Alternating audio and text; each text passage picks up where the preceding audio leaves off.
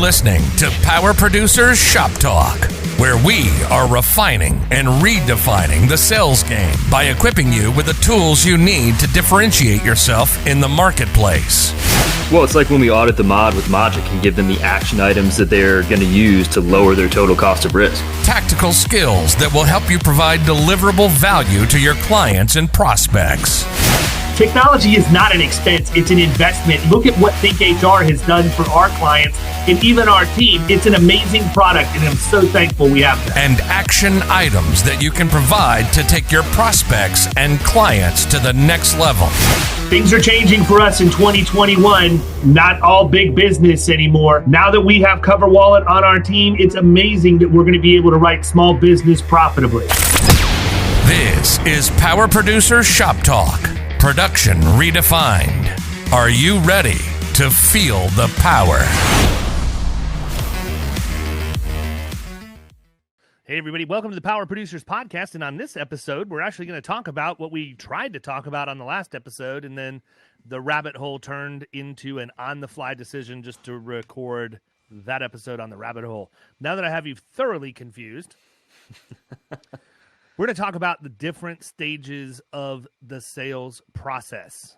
Yeah. And this precipitated from what actually started the last rabbit hole. So I'm going to do my best to stay on focus on this one and not get off track. We should just talk about a completely separate topic again. Yeah, well, we already pulled that off. And I think that one turned out No, it did. It was good. But I think that people get confused, and this goes back to the time I spent up in Georgia, and this is something that I think that a lot of people who are not necessarily new to insurance, but new to middle market and beginning to make that shift from selling a policy to solving a problem, experience and run into. And at first I just couldn't understand why they kept asking, and then finally it clicked. I'm like, obviously, number one, they're continuing to ask me the same question because I'm not answering it in a way that's giving them what they want. But number two, it's because everything that they have done to this point revolves around the fact that they get the deal done based on the insurance piece. Right. And I don't. Right. Never. So the question was how the different... Yeah, so this agency that I'm working with brought in a new producer, completely green, which is cool. The dude is like, he'll do very, very well, and he understands, not understands, but just doesn't care about rejection and getting in front of people and all of that. So that's good. Sure. Yep. But we're trying to figure out, or they were trying to figure out, like what are the different stages of the process?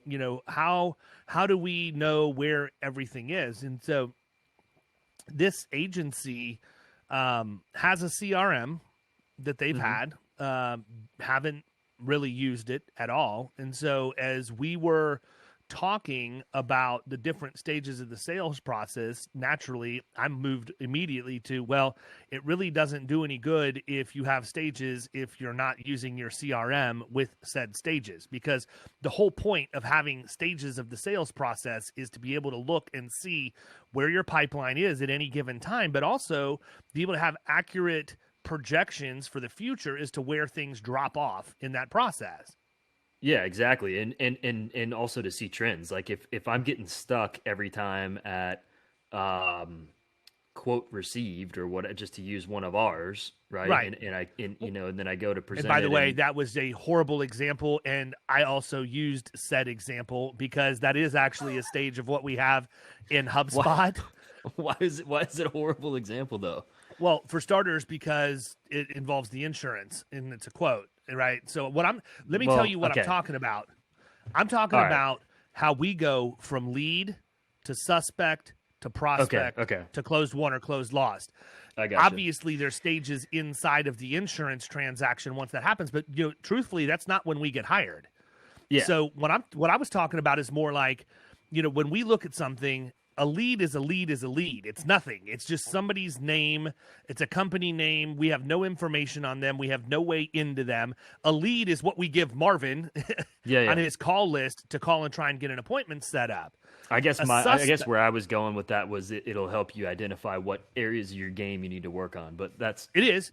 Yeah. No, but I agree with you. And you're 100% on point, but you're just in a different part of the process than I'm in. So now that we're on the same page, that's exactly where I was headed with that. Mm-hmm. And so for us, that is a lead. A lead is the download from the Department of Financial Services database of all the workers' comp policies renewing for the month. That's a lead.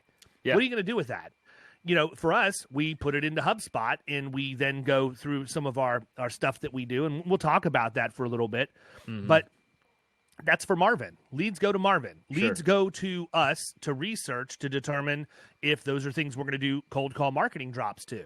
Right. And so that's your first area of fall off is how many things do you lose from being a lead to getting to a suspect? But for me, I don't really pay attention to that part. We don't even, if you look at how we have HubSpot set up, technically HubSpot doesn't even start until they're a suspect. Mm-hmm. Okay. And for everybody listening, there's a reason why that's the case. We can have an unlimited number of companies in the CRM. We don't get charged. I could have 100,000 companies in HubSpot and I'm not going to get charged. But the second that we put in an email address and a name for a contact, and that contact record is created that associates with that company, that goes against the number of contacts we're allowed to have.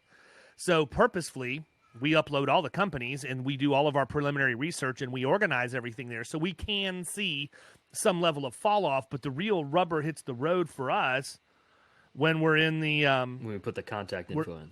Yeah, we put the contact info. And the reason why that happens is because we've done the marketing drop or Marvin has made determined that they may be somewhat qualified. Correct. Yeah, that's it. So and then a suspect is for us. So just to clarify for everybody, our stages of our sales process are lead, suspect, prospect, closed won, closed lost. Mm-hmm. Lead is, like I said, it's anything. Suspect means we have had some level of interaction with them, period. That's it. Could have been a phone call, could have been a reply to an email, could have been a cold call marketing drop, could have been Marvin calling to talk to them, and he was able to get a name and an email address, whether they booked the appointment or not. Mm-hmm. Now they're a suspect because we've had some level of interaction. Right. Suspects are who we hardcore market to. Right. The suspects are who we're going to go create our drop lists from. Marvin's call list will generate suspects, but he's not calling suspects. Suspects go to the producers. Yep. And so once Marvin has called that lead and has confirmed an appointment, automatically they turn into a suspect because the producers, we've had interaction, the producer's going to go there. The caveat is that it goes from a suspect to a prospect when they give us actionable information. Right. Now you've given me something. You've given me your loss runs. You've given me your mod worksheet, and you want me to go and do a mod analysis for you, and you expect me to come back and present work product for you. That is a prospect to me because now we're talking about having an opportunity to get a deal done. Correct. And then when we do that, we go back, we present our work product. One of two things happens. It's either closed won and we get the account. Yep. Or it's closed lost and we roll them right back into the suspect phase and we continue to drip market on them. One of the things that I think is big too when they are closed lost is it forces you to put in the reason why. And in other CRMs that I've used that are not HubSpot, it's not a requirement to do that. It's just, you can just mark them lost and then be done. And then next year you circle back, you're like, shit, what the hell happened with that particular prospect? And I think that that's a big part of it, to continue that process in the right direction. No, I agree. And the reason, number one, you can overanalyze all of this stuff. And, I've seen pipelines before that have like 15 different stages in them. You don't need that for the sales process. No. You don't need that for sales. I can understand that, if you're selling it based on the insurance, it looks a lot more like what our personal lines inbound lead pipeline looks like. It literally has 15 columns in it. Yeah. Because you could have quotes getting modified, quotes in process, blah, blah, blah, blah, blah. All stuff that, is just crazy. But what I like about it is now you have the ability to see, here's the number of raw leads that I started out with, And of those raw leads, this is the percentage of those that turned into suspects for any given time period. And by the way, it's going to change every month. You're not going to know. I can't go and say that if I have 1,000 leads, I'm going to end up with 400 suspects every single month. It's not going to happen because things could change there. You could have 1,000 leads, and if you only reached out to 200 of them and 40 of them, you still have 800 leads in there. So the percentages in that stage of it are really not measurable in a good way to me. To go from lead to suspect, I'm more interested in suspect to prospect, because that tells me, okay, this is somebody that we have gone in and done a marketing drop for, so they became a suspect. We called them back, and we were able to get an appointment, and they agreed to give us actionable information. So now they're a prospect, and we're going to meet with them. So I want to see that conversion, and then I want to see the conversion from prospect to client. Yeah. But I think where people get tripped up when they hear us talk about our sales process is that they can't reconcile the fact that we're closing business without insurance involved in it, yet we're an insurance agency, and that the insurance piece comes in after the fact. So for me, if I'm leading with workers' comp, it really doesn't have anything to do with the renewal or when the policy was written. It has to do with the fact I'm going to lead based on the mod or the other things that I go in and talk about. And so for me, if you look at how it works, a suspect, when I go in and talk to them and get them to turn into prospect, the very first meeting, because people always want to know, tell me what the first meeting looks like. The first meeting is a fact-finding event. Yep. That's it. It's and my only goal from that first meeting is to get them to commit to give us information and to book the second meeting. So just like on the last episode, when I went down that rabbit hole, I told those guys, I'm like, this was a textbook call for me because I know that this is going to be a long play. But if you listen to what I did, I booked my meeting for August 3rd on that call. Even though it's 5 months away, I still booked the meeting and got her buy-in on that. And then I'm going to formalize that by sending the meeting request. But I think people get confused that, first meeting. That's fact-finding.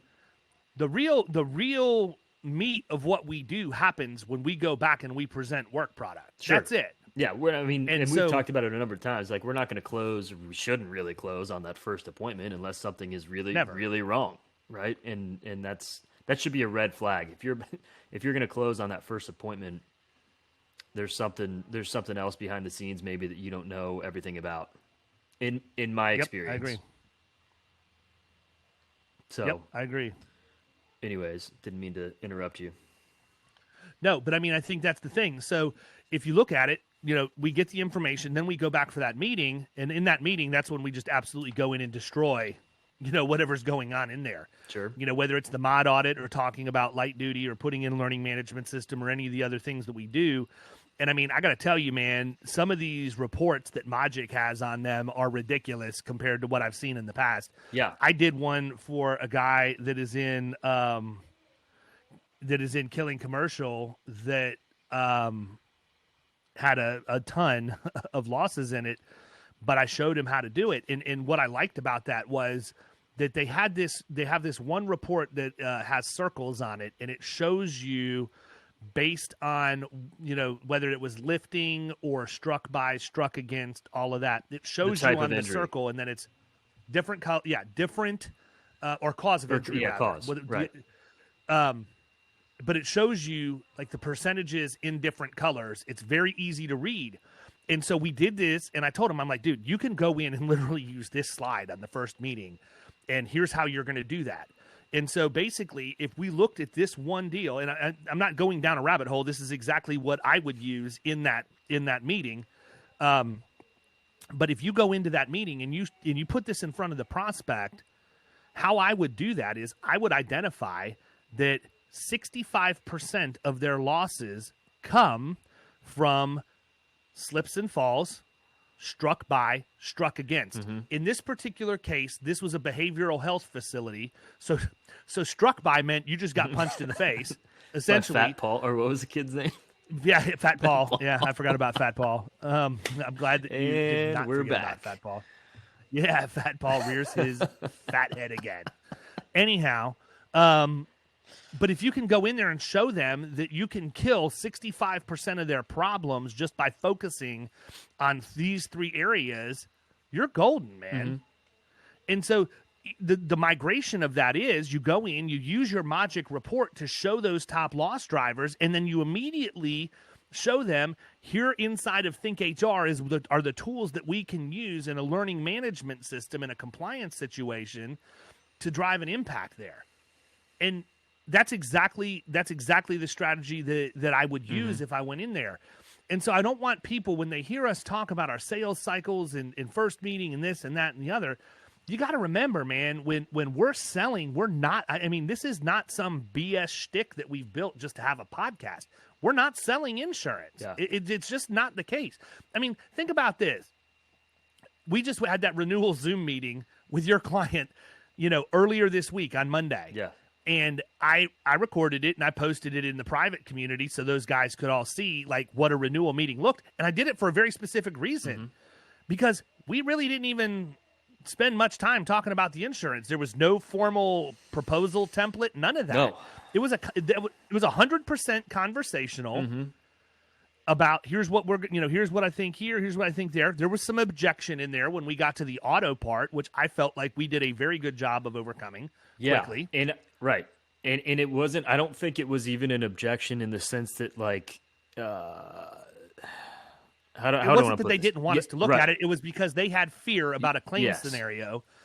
And it was, so technically, yes, it's classified as an objection, but it wasn't because they didn't want us to be able to help them. It's because they were afraid. No, but your point on that was huge too. It made perfect sense. Like because of the claims, we don't, even though we're way out, their renewal for that is in December. Obviously right now it's end of March. So, what's the point in looking at it now? That's what everybody's mindset is. Cause it's like we've talked about, that's how people are conditioned over the years by insurance agents. And the point that you brought up was so that we don't get stuck. Like if the incumbent carrier is going to end up issuing a non-renewal, you don't want to be sitting there at, Thanksgiving, not having an option. Right. So I think that was, especially with the number of vehicles they have, because they are going to get shell shocked. 40 vehicles. And they had, I haven't seen the claims, which I need to get from them, but I mean, I cannot believe on 40 vehicles that the premium is what it looked like on that you sent over to me. There's got to be some endorsements and some things.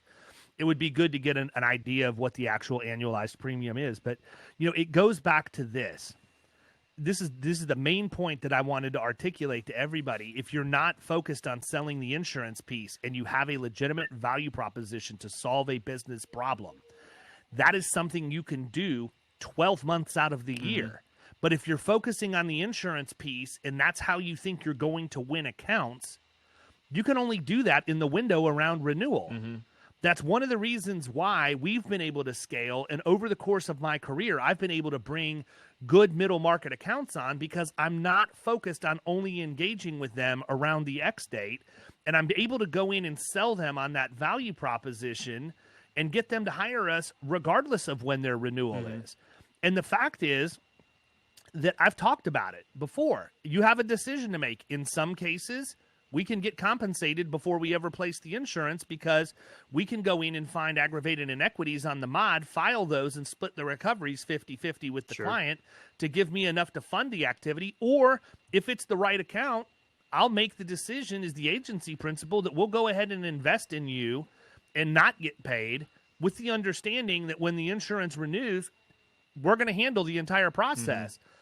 And the way I protect myself in that is I have them sign the agent of record letters regardless of when it is. Right. So sometimes the carriers will accept them, midterm. Sometimes they won't. But I don't even care about that. I want it to be the outward symbol that person is consciously saying, I'm firing the guy that represents me right now. I'm hiring David, and nothing is going to change that. And as long as I have that, I can tell you this. I can't think of a time off the top of my head. There may have been one, but I can't think of a time off the top of my head where I've done that and been burnt. Yeah. I can't think of one. And it works well. The other thing you can do is if you're going to go in and help clean some stuff up and maybe the mod's okay, but they need help with training and everything else, put them on a service fee.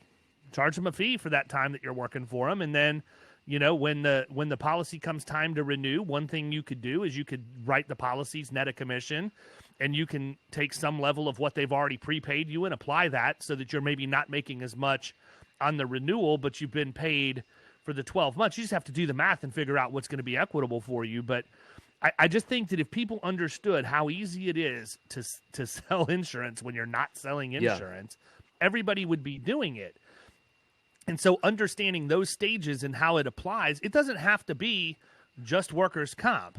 You could do that with auto problems, GL problems, anything, property issues. I mean, there are people who just renewed in February that are going to get shellacked when their renewal comes next year because they renewed before the property rate increases hit.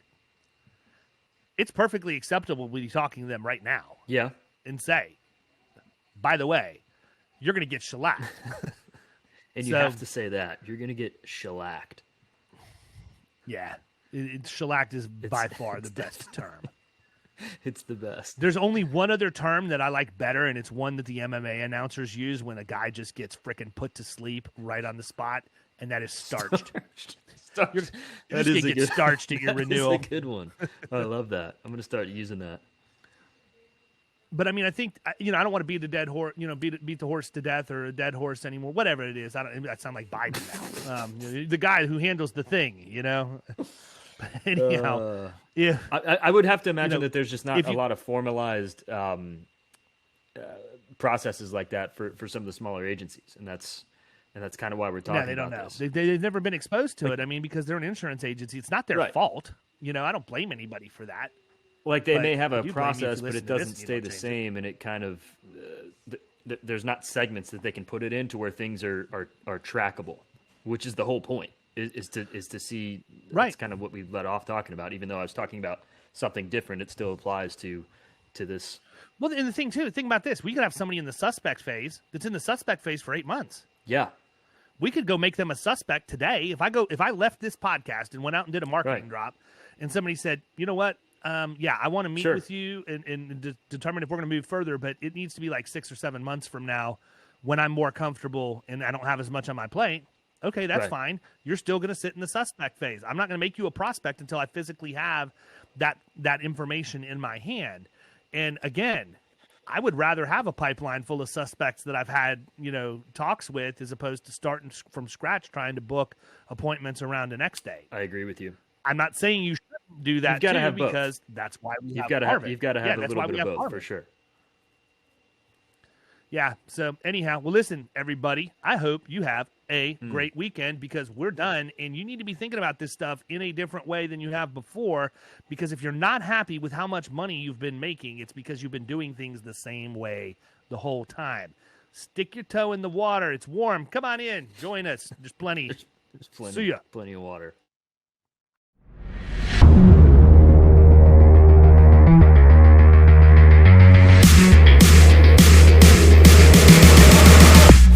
You've been listening to Power Producers Shop Talk. You can follow us at the Power Producers Podcast on Facebook and Instagram. And if you want to take your game to the next level, check out our commercial insurance training course at killingcommercial.com or visit Amazon to pick up a copy of our international best-selling book, The Extra 2 Minutes.